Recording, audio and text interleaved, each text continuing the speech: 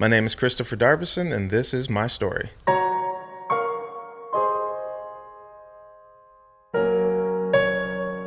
Born to a really big church family. Like, we went to church basically all my life, since we were like really, really young. It was just, you know, an interesting feeling to, be taught well ahead of time, like, who Jesus was, how, God is, the head of, all of our lives, and, what we should be doing as individuals to be better in life and to spread the word of God.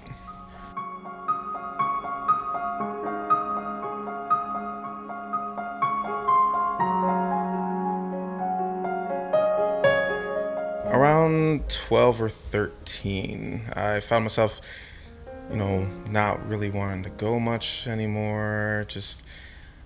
I kind of I felt like staying at home was a lot more fun than church at a point. It wasn't that real to me until my parents' divorce. It's when I kind of just gave up. It was one of those times where I felt like, I was being played with. Felt like, God was like, yeah, you kind of don't need to have them together.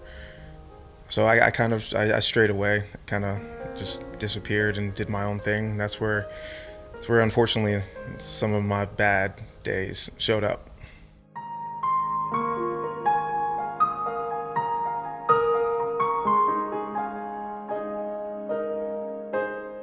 Just typical teen stuff, rebel, you know, cursed a lot. I kind of just backtalked to my parents. Just wasn't really that happy with them because I felt like they kind of betrayed me and my sister. But you know, to this day, even then I always loved them. I felt like I needed them to feel the pain that we did. But also, sitting there and turning my back on God and just really just not wanting to do anything remotely near as good as I was when I was younger.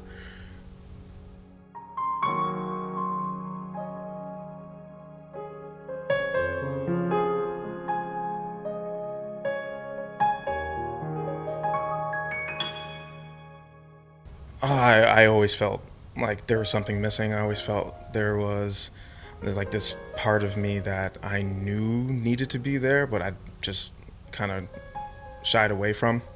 That's when, you start getting a little older, you start doing things that you honestly shouldn't be doing. And for me, that was, I partaked into drinking. It wasn't a good thing to do, but, it was something I felt like it would help.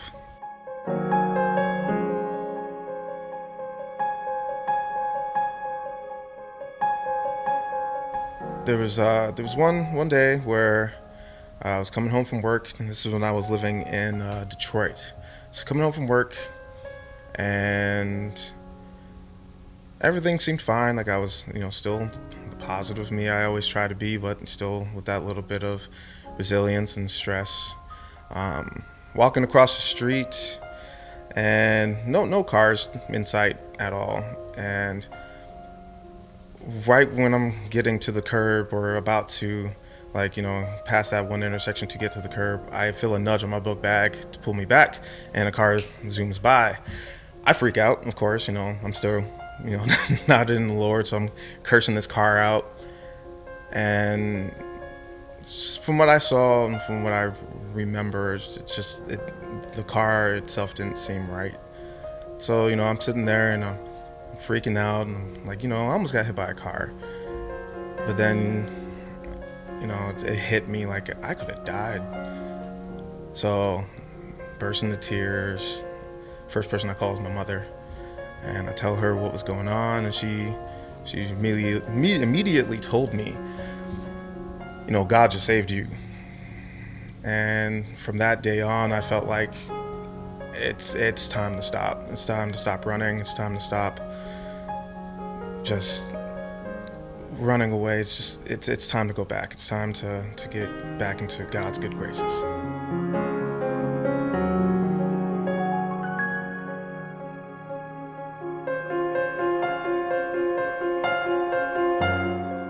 Well, it took me moving back from the States back here to Windsor, stayed with my dad for a bit, and then I ended up moving in with my Aunt Stephanie. Aunt Steph, at that time, she had just gone through surgery, and I wanted to take care of her. So sitting down with her and being able to, you know, talk to her about God and his love, and just like, Christopher, you know this stuff already, why did you fly away, and explained to her that same story, and she prayed for me then and there, and I gave my heart back to God, and I could feel like what was missing piecing itself back together, and from that day forward I just never looked back.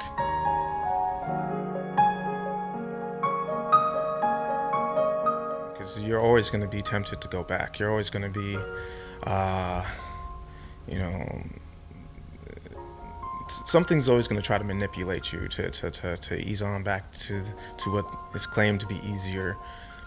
I pray. I sit there and before I do anything, I always ask God, like, is this what I should be doing? Is this of you?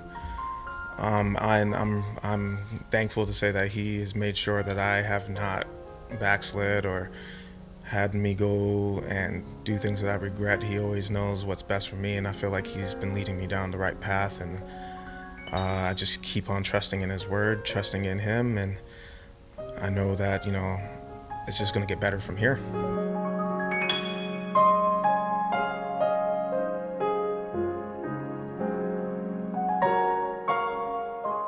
I run the TV projectors and the cameras at the moment. Just put the words up on the screen, make sure that everybody can see the word if they don't have their Bibles with them. Just all in all, try to make it a great experience for them to see and for them to follow. For anybody that might be going through the same thing that I went through, don't give up. Don't shy away. Don't run. It's only going to lead to very sad, just disappointing, depressing days. Always have your faith. Keep your faith in the Lord. Just try your best not to falter. Just stay on the path. Stay leveled and have the right people around you. Don't let anything bring you down. My name is Kristopher Darbison, and this is my story.